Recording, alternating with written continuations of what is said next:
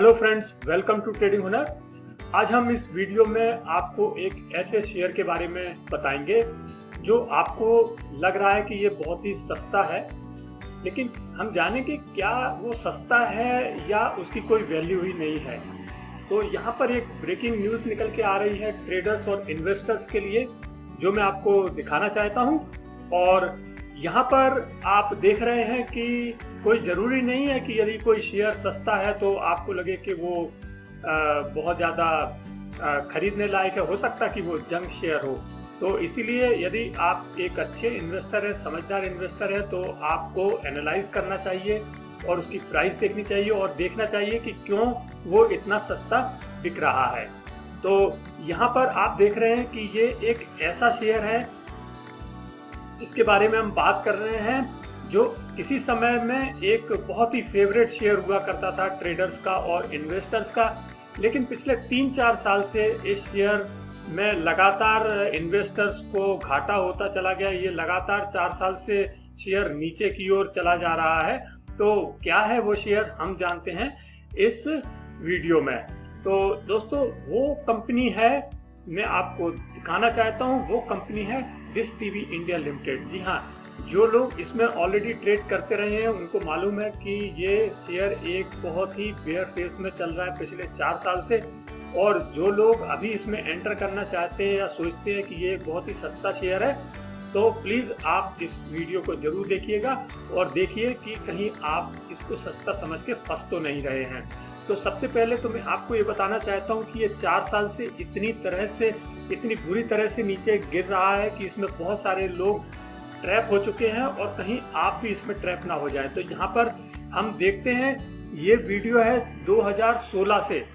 ये आप जो चार्ट है ये 2016 से है और आप देख सकते हैं कि इसका जो प्राइस था वो 150 के करीब था और उसके बाद में इसमें गिरावट हुई, 75 आया। उसके बाद में दोबारा से 75 से ऊपर चला और 100 के करीब आया और आज ये स्थिति है कि वो कंटिन्यूसली गिर करके लगभग ₹8.5 का शेयर हो गया है।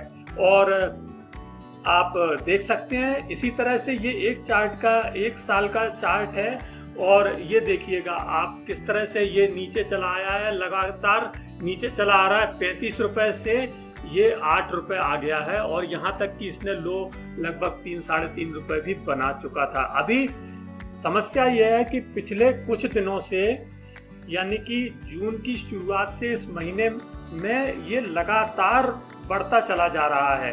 तो दोस्तों, कई बार क्या होता है कि जब शेयर लगातार बढ़ता चला जाता है तो उसमें जो ट्रेडर्स होते हैं और इन्वेस्टर सोचते हैं कि हाँ, शायद अब इसके दिन फिर गए हैं और अब हमको इसको लेना चाहिए या हमें इसमें ट्रेड करना चाहिए। तो यहाँ पर मैं आपको ये बताना चाहता हूँ कि आप इस ट्रैप में बिल्कुल भी ना फंसें और यदि आपको ट्रेडिंग करनी है तो उस शेयर में ट्रेडिंग करें जिसमें कि वो शेयर की बढ़ने की उम्मीद हो, ना कि ऐसे शेयर की जो कि उसकी प्राइसेस की घटने की उम्मीद हो। मैं आपको उसके और भी ज़्यादा रीज़न बताता हूँ।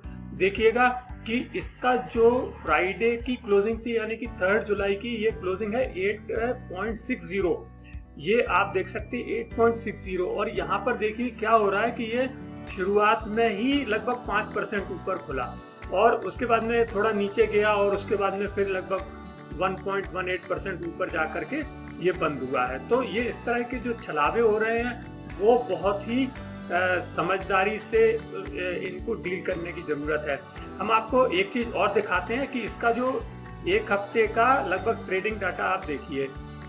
यहाँ पर आप एक हफ्ते का जो ट्रेडिंग डाटा देखेंगे तो आपको विश्वास नहीं होगा कि किस तरह से फ्राइडे को इसने लगभग 2,59,00,000 शेयर्स की ट्रेडिंग हुई है। 2,59,00,000 शेयर्स की इसमें ट्रेडिंग हुई है और जनरली इसमें 40 to 50 लाख की ट्रेडिंग होती है। तो यहाँ पर कुछ ना कुछ ऐसा क्या पक रहा था जिसकी वजह से फ्राइडे को ये 2,59,00,000 शेयर्स की ट्रेडिंग हुई है और आप देख रहे हैं कि ये शेयर कंटिन्यूसली बढ़ता चला जा रहा है और उसका कोई मतलब नहीं है। अब मैं आपको बताता हूँ कि प्रॉब्लम क्या है। जी हाँ, प्रॉब्लम यह है कि इनका जो शेयर होल्डर्स की, जो प्रमोटर्स की शेयर होल्डिंग है वो 58.18% है और उसमें से 93.46% प्लेज है, यानी कि शेयर होल्डर्स के पास कुछ है नहीं, सब कुछ गिरवी रखा हुआ है। ठीक है, तो यहाँ पर ये स्थिति है। रही बात FIIs की और DIIs की, अब उन्होंने कभी इन्वेस्ट किया था तो वो भी फंस जाते हैं। कोई ज़रूरी नहीं है कि सारे FII और DII हमेशा हर शेयर में उनको प्रॉफिट होता है, क्योंकि ये एक ऐसे प्रमोटर की कंपनी थी, जी ग्रुप की कंपनी थी, तो लोगों को लगा कि ये जी ग्रुप काफ़ी ज़्यादा एस्टेब्लिश्ड है और अच्छा ग्रुप है। लेकिन सडनली जी ग्रुप के साथ में क्या हुआ वो सभी को मालूम है। इसी वजह से इस जो शेयर पर बहुत ज़्यादा प्रॉब्लम आई है। इसलिए मैं कहना चाहता हूँ कि आप कहीं ट्रैप ना हो जाएं। तो मेरा कहने का मतलब ये है कि आप ये ना देखें कि FII की इसमें लगभग 12% का इक्विटी है और DII की भी लगभग 16-17% की इक्विटी है। ये भी वो लोग हैं जो समय से नहीं निकल पाए और फंसे रह गए और ये सोच करके कि ये ग्रुप अच्छा है, लेकिन अब उस ग्रुप का ही हाल खराब हो गया है, तो फिर इस कंपनी का तो हाल खराब होना ही था। तो अभी हम देखते हैं एक और चीज यहाँ पर कि अभी इन्होंने रिसेंटली, मैं कल की बात कर रहा हूँ कि कल इन्होंने एक्सचेंज में एक डिक्लेरेशन फाइल किया है, इसके जो प्रमोटर्स कंपनी है एक, और उन्होंने ये कहा है कि उनका लगभग 8.7% शेयर्स है, वो उसको इन्वोक करने के लिए उन्होंने बोला है। इन्वोक करने का मतलब होता है फ्रेंड्स कि वो जहाँ पर प्लेज है, तो जिस ब्रोकर के पास में प्लेज होगा या जिस इंस्टीट्यूशन को उन्होंने प्लेज किया होगा, तो वो उनको ये बोल रहे हैं कि आप वो शेयर बेच दीजिएगा। आप बात समझ रहे हैं कि आप जब वो फंस गए हैं और वो उसका जो जिस पर्पज से उन्होंने प्लेज किया था, उसके बदले में कोई पैसा लिया था या कोई सिक्योरिटी ली थी, तो अब वो इन शेयर्स को वापस से नहीं लेना चाहते हैं। आप बात को समझिए, प्रमोटर्स इस शेयर्स को वापस नहीं लेना चाहते हैं और ये 8.7% का जो इक्विटी है उसको वो उन्होंने इन्वोक करने के लिए बोला है। यहाँ पर मैं आपको प्रूफ के साथ में दिखा रहा हूँ। यहाँ पर आप देखिएगा कि ये है जो प्रमोटर ग्रुप की कंपनी है, वह डायरेक्ट मीडिया डिस्ट्रीब्यूशन वेंचर्स। इन्होंने 3 जुलाई, यदि आप अपने मोबाइल पर या विंडोज पर आप पढ़ पा रहे होंगे तो आप देखिएगा 3 जुलाई का इन्होंने एक लेटर लिखा है BSE को और NSE को, और उसमें उन्होंने बोला है कि हमारे जो शेयर्स हैं उनको आप इन्वोक हम करने के लिए वो कर रहे हैं, जो कि डिश टीवी इंडिया लिमिटेड में जो शेयर हैं। तो आप देख सकते हैं यहाँ पर वो डिटेल मैंने डाउनलोड की हुई है कि कौन कौन से वो शेयर हैं। तो यहाँ पर इन्होंने